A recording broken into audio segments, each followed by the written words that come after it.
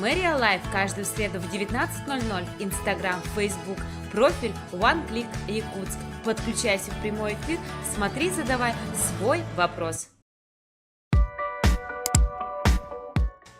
Добрый вечер. Сегодня 14 февраля. Вы смотрите Мэрия Лайф, выпуск номер 10. С вами Марика Амосов. Напоминаю, что каждую среду в 19:00 подключайся в прямую трансляцию в профиль One Click Якутск в Инстаграме и на Фейсбуке. Также в пятницу выходит готовый сюжет на площадке YouTube и на сайте One Click Якутск в сервисе «Отчет должностных лиц». В этом выпуске выступает с отчетом о проделанной работе за 2017 год начальник департамента предпринимательства, потребительского рынка, развития туризма и транспорта Гаргач Ирина Владимировна. Здравствуйте. Здравствуйте. Расскажите о своей работе, какие функции и вообще вот за прошлый год, что было интересного и такого, чтобы можно было рассказать нашим зрителям. Ну, мне хотелось бы, во-первых, сказать, что наш департамент достаточно насыщенный. У нас на моем подчинении 3 отдела в рамках тех полномочий. То есть мы создаем условия для организации пассажирских перевозок, это отдел транспорта. Мы создаем условия для развития субъектов малого и среднего бизнеса, это отдел предпринимательства и туризма. И создаем условия для развития торговли и общественного питания, это отдел потребительского рынка. Это 2 основные отдела, которые работают в нашем подразделении в департаменте. Конечно, то, что у нас говорит 2017 год, он очень важен, потому что он был юбилейным, во-первых. Мы проводили с вами, отмечали 385-летие нашей любимой столицы, и это был год добра. Поэтому все, что работа была направлена, конечно, сделано в рамках этих основных мероприятий. Хотелось бы отметить, что вообще департаментом за 2017 год принято 84 нормативных акта, касающиеся нашей сферы. И департаментом проведено порядка 25 мероприятий. Но я считаю, что это достаточно тоже много. Хотелось бы отдельно немножечко сейчас остановиться по нашим блокам. Начнем, наверное, с отдела предпринимательства, потому что это очень важно, потому что у нас в городе Якутске достаточно много предпринимателей и вообще очень много сфер, и все связаны с бизнесом. Если говорить о статистике, то сегодня у нас на территории городского округа город Якутск зарегистрировано 17 тысяч предпринимателей. Это индивидуальных предпринимателей и малых предприятий, средних порядка 2100. Но хотелось бы сказать, что в прошлом году поступило заявление на постановку учета порядка 3400, а снятие с учета 980. То есть это говорит о том, что на сегодняшний день, конечно, созданы условия для того, чтобы все-таки бизнес у нас имеется и не спадает количество. Если говорить, сравнить с последующими годами, 16 либо 15, то у нас количество предпринимателей было порядка 15 тысяч. То есть мы говорим сегодня о То есть увеличивается. Конечно, увеличивается. То есть мы говорим, потому что условия есть. Хотелось бы, конечно, отметить, что, конечно, в связи с этим и увеличивается поступление налоговых.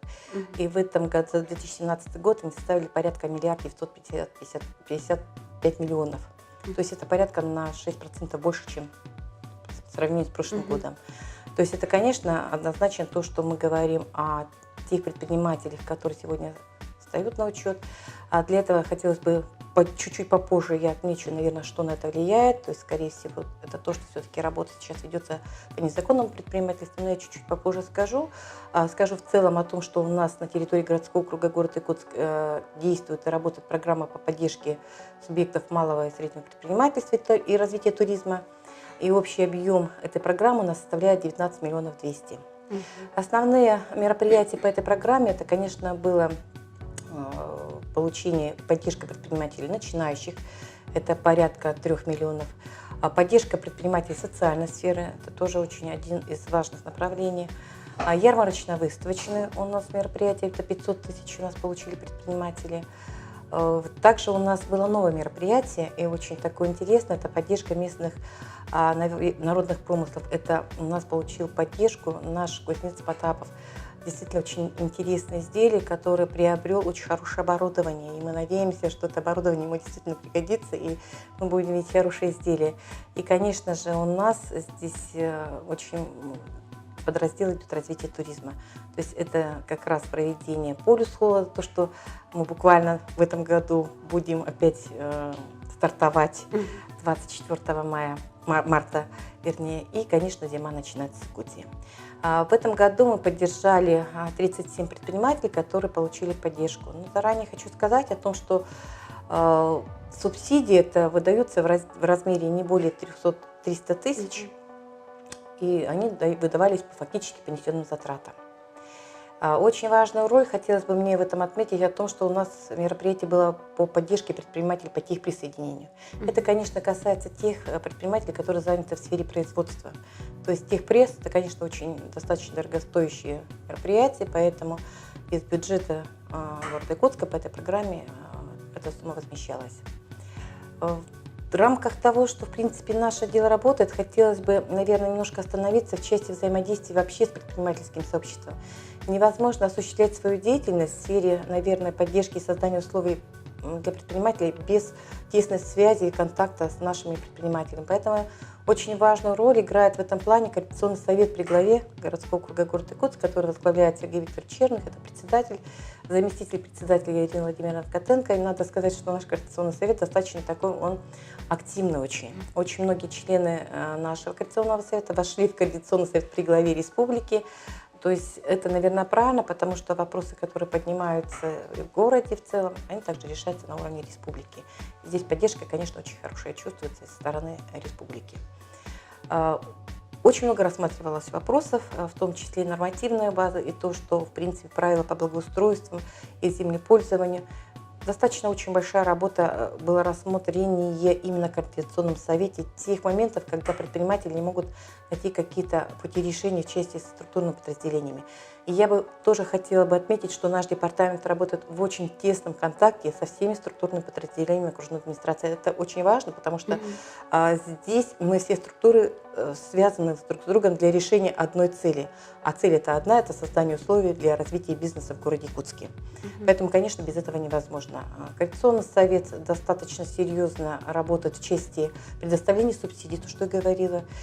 Субсидии рассматриваются на заседании Координационного совета. Каждый претендент на получение субсидии. Ну, это вот то, что до 300 тысяч, да? Любая. То, что называется и 300 тысяч, и то, что кузнецы у нас, то есть у нас же несколько заявителей. Конечно, все рассматривается Координационный совет, члены Координационного совета выезжают, они, естественно, смотрят, фактически понесенные затраты, сверяются. Мы понимаем, что субсидии – это бюджетные деньги, поэтому, конечно, отчетность и здесь ответственность нашего Координационного совета. Мы понимаем, что мы, когда предоставляем субсидии, то есть они должны быть, в общем-то, использованы целенаправленно и эффективно. То, что касаемо отдела предпринимательства, здесь очень один из важных моментов, конечно, что развитие туризма тоже в нашем же департаменте. В этом плане действительно с 2012 года, вот когда пришел Александр Сергеевич, тогда вот этот вопрос стоял, и я хочу сказать, что за 5 лет достаточно большой прорыв сделан в этом направлении, потому что действительно проведены такие мероприятия, как событийная зима, начинается с Якутии, который вошел, причем он за 2017 год вошел в топ-10 лучших фестивалей России.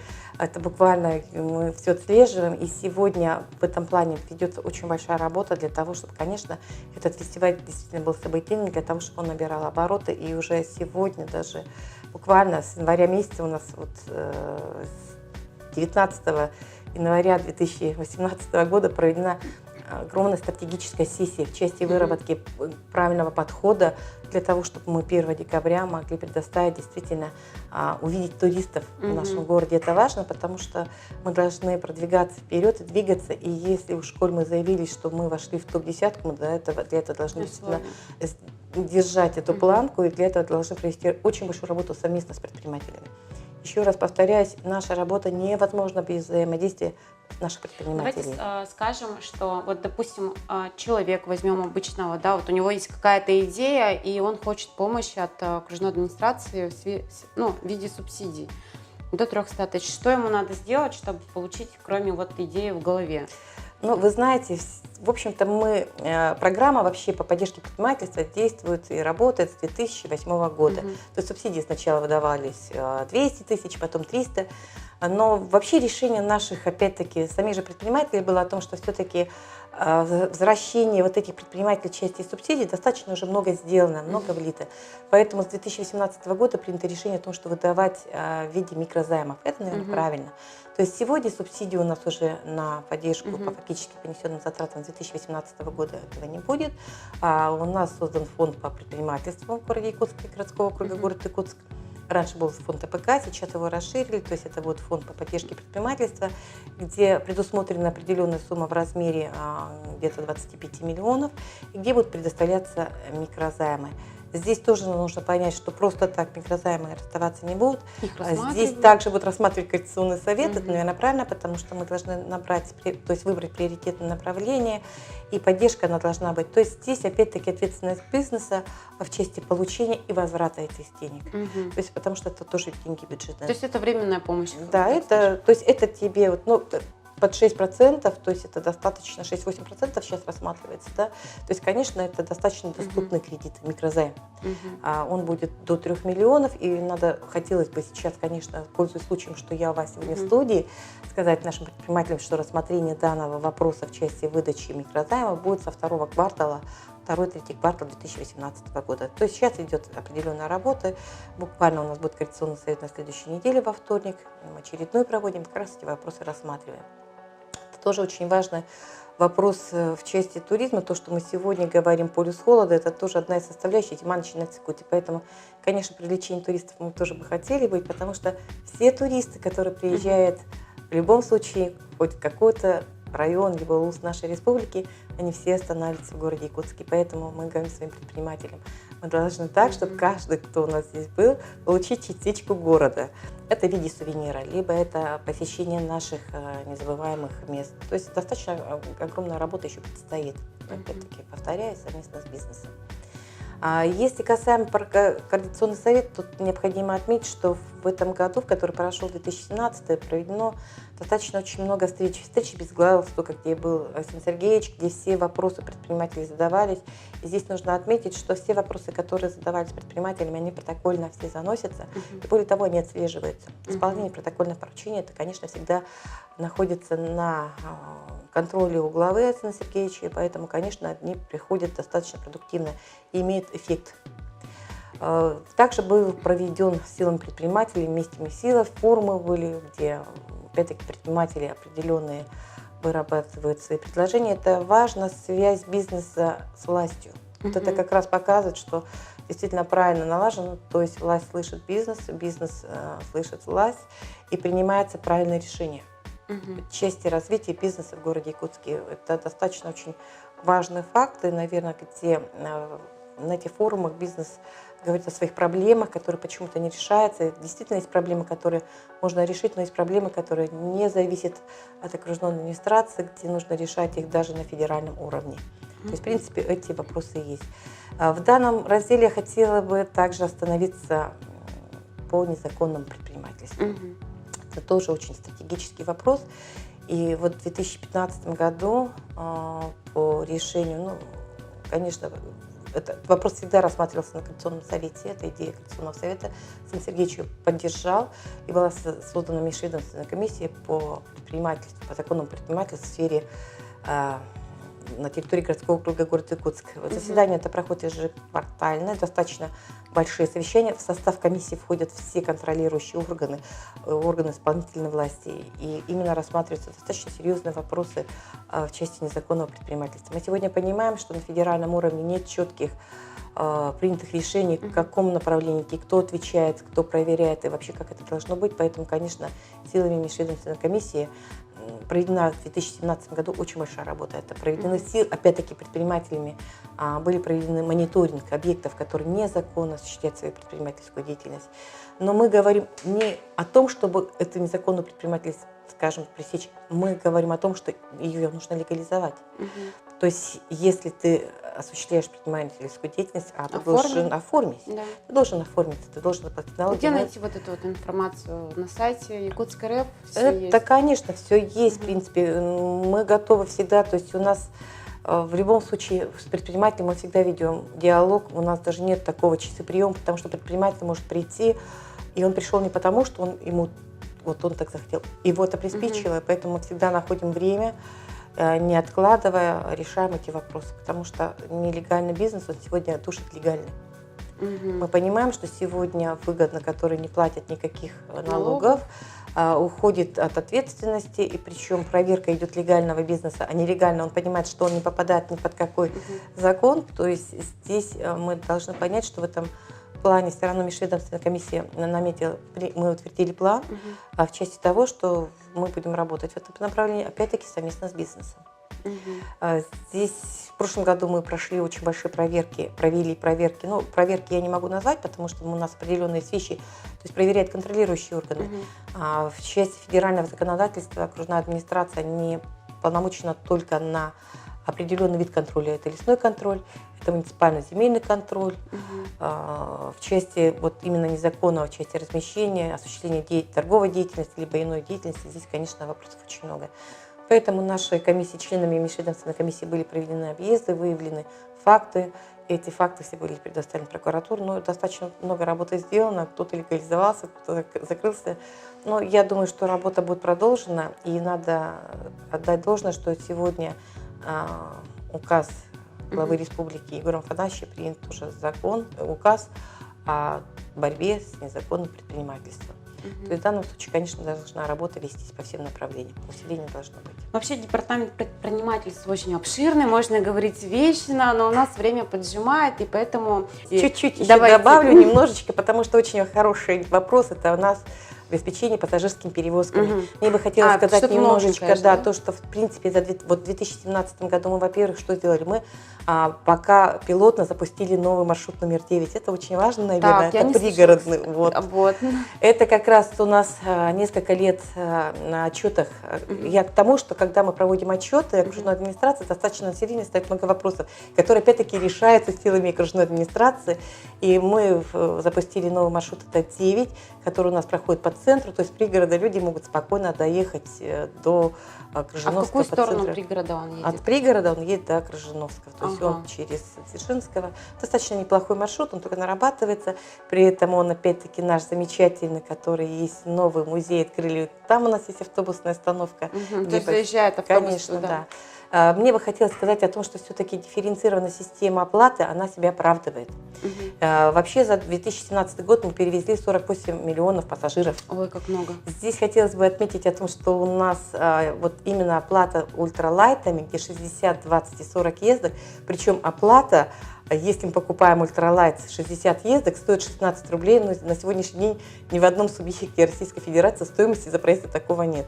Поэтому, конечно, у нас на наличный расчет 25. Вообще наша задача уйти от наличности. Это, во-первых, более-менее наводит порядок в части перевозок для водителей. Ну и контроль вообще. Контроль, конечно. То есть у нас вообще наличность уходит, это будет безналичный расчет. Поэтому мне хотелось бы сказать, чтобы наши пассажиры, наши жители приобретали все-таки. И мы планируем все-таки запуск второго этапа дифференцированной системы оплаты, когда можно будет оплатить банковскими картами либо через телефон.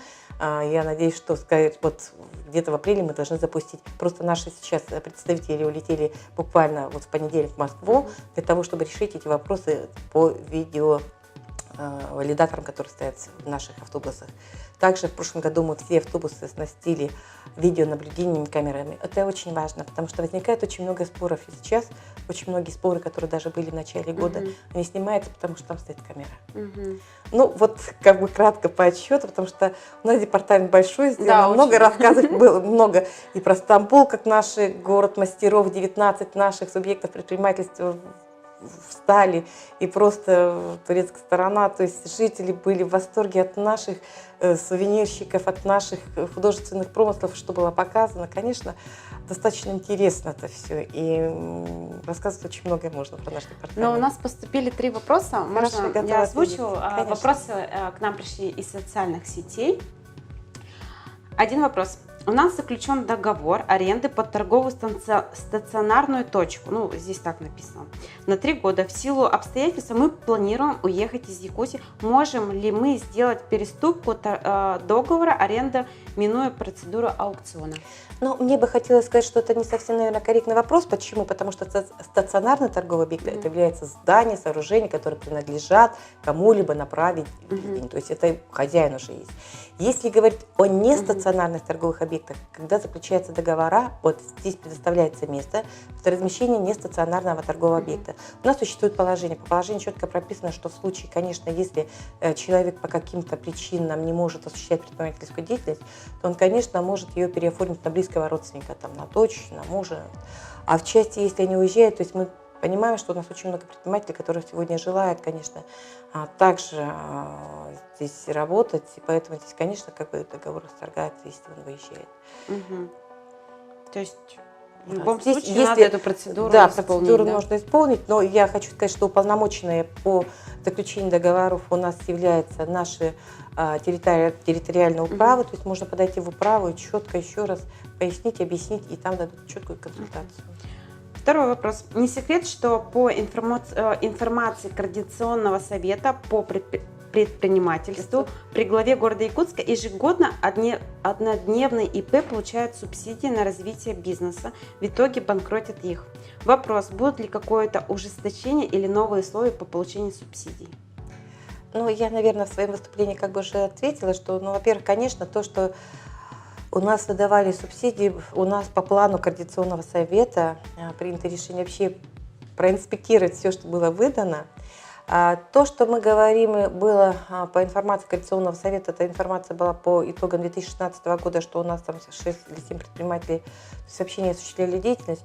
Здесь очень разные бывают моменты, почему не осуществляют деятельность. Банкротства, как предприниматель, таких не было. Закрылись по разным причинам. Это либо человек ушел и не может осуществлять предпринимательскую деятельность, потому что он осуществляет другие функции, либо это гражданство, уходит на госслужбу, либо на муниципальную службу. Второй момент, люди уезжают просто-напросто, то есть понятно не идут. Но третий момент, потому что бывают разные обстоятельства. Ну, ввиду этого, опять-таки, на основании этого было принято решение о том, что субсидии с этого года, с 2018 года мы уже не выдаем. Только на техпресс мы оставили, потому что это все-таки производство. А то, что касаемо остальное, это будут микрозаймы. Хорошо. А мы переходим ко второму блоку Блиц-вопросы. У нас их 11. И Блиц-вопрос первого вопроса. Кем вы мечтали стать в детстве? Но все-таки было связано с торговлей. То есть такая вот жилка уже с самого детства была. Какое качество в человеке вы цените больше всего? Честность и порядочность. Что самое сложное в работе руководителя? Найти правильный подход к каждому своему сотруднику и человеку, который к тебе приходит. Понять и найти правильное решение. Каким вы видите Якутск через 5 лет? Я его вижу очень красивым, современным. То, что мы сегодня сделано очень много, но я думаю, что это будет уютный, зеленый и город без пыли. Замечательно. Что вы считаете самым дорогим в вашей жизни? Вообще для меня дорогое это семья и, конечно же, моя работа. Представьте белую комнату без окон и дверей. Что вы возьмете туда с собой? Я с собой возьму, наверное, цветок какой-нибудь красивый. Чтобы украшал, да, белую комнату. Ради чего вы просыпаетесь каждое утро? Ради того, чтобы мне очень нравится просыпаться рано утром. Ты понимаешь, что ты идешь на работу, что у тебя определенные цели, что ты что-то сделаешь хорошее за этот день. Когда последний раз плакали? Ой, ну, от счастья. Можно же плакать. От счастья, наверное, это в декабре, когда ты понимаешь, что это вот Новый год, когда это. Но а так я очень сдержанный человек, ну, стараюсь. Когда последний раз смеялись? Я вообще люблю смеяться, поэтому, в принципе, вообще человек добрый – это тот, который всегда улыбается, и меня научили еще с юности, что всегда нужно улыбаться людям, потому что это называется, что ты приветлив, и что тебе нравится человек, которого ты встречаешь. И последнее. Что изменилось в сфере туризма за последние 5 лет? Я вот сама замечаю, что очень много туристов приезжает, иностранцев приезжают. И вот даже недавно известный блогер приезжал, Варламов. И у нас пик такой идет в Якутии, что она славится на весь мир. И вот все-таки вот поменялось, да? Очень много поменялось, но я вам хочу сказать, что очень много работы, потому что мы должны, еще раз говорю, наши субъекты, те, которые заняты в турбизнесе, мы должны поднять сервис, мы должны привлекательность. То есть это должна быть доступность, это должно быть то, что в любой точке мира я нажала на кнопку, нашла, что такое Якутия, и мне захотелось бы сюда приехать. То есть к этому очень нужно еще приложить очень много сил. Но я думаю, мы к этому стремимся, это основная сейчас наша задача, цель. И через 5 лет, я думаю, у нас просто будет очень много туристов. Тоже надеюсь на это. Но это был последний вопрос ко второму блоку, и мы сейчас приступаем к третьему блоку. Это наша задача максимально быстро ответить за или против. Ипотека, Я думаю, что больше за. социальные сети, Это тоже очень важно, да. подняться на Эверест, Да. вегетарианство, В этом я, наверное, скорее всего, нет. мост через реку Лена, Да. iPhone, Ну да. прыжок с парашютом, Замечательно, да. риск, Это да. стабильность, Ну, тоже, скорее всего, да. единая школьная форма. Да. Мне это нравится. Мы закончили третий блок и напоминаем, что каждую среду в 19:00 подключайся и смотри, задавай свой вопрос. На следующей неделе выступит глава окружной администрации города Якутска Николаев Айсен Сергеевич. Не пропусти, задай свой вопрос. Но от вас мы хотели бы, чтобы вы пожелали жителям, нашим зрителям от имени департамента, вот скажите. Ну, во-первых, конечно, уважаемые жители города Якутска, конечно, хотела бы вам сказать, что только вместе мы с вами можем сделать наш город красивым, уютным, чистым. Благодаря вам принимаются те решения, которые идут и помогают развиваться нашему городу. Только когда мы вместе, тогда мы с вами сила.